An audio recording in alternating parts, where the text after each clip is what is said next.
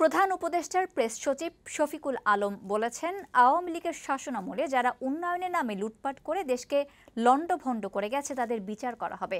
রাজধানীর foreign service একাডেমিতে প্রধান উপদেষ্টার প্রেস উইং আয়োজিত সংবাদ সম্মেলনে তিনি বলেন, আওয়ামী লীগের আমলে রাজনীতিবিদ, আমলা ও কিছু ব্যবসায়ী লুটপাটে জড়িত ছিলেন। বিদেশে টাকা পাচারও করেছে তারা। এই টাকা দেশে ফেরত আনা হবে। তিনি বলেন, বিগত সরকারের উন্নয়নের আড়ালে ভয়াবহ চিত্র বেরিয়ে এসেছে। এই চিত্র পাঠ্য বইয়ে যোগ করা উচিত। অন্তর্বর্তী সরকারের প্রধান উপদেষ্টা ডক্টর মোহাম্মদ ইউনূসও এই লুটপাটের চিত্র পাঠ্যক্রমে যুক্ত করতে চায় বলে জানান প্রেস সচিব। গত 15 বছরে যা হয়েছে তার জাস্টিস এবং অ্যাকাউন্টেবিলিটি স্ট্যাবলিশ করাটা এটা আমাদের একদম টপ প্রায়োরিটি।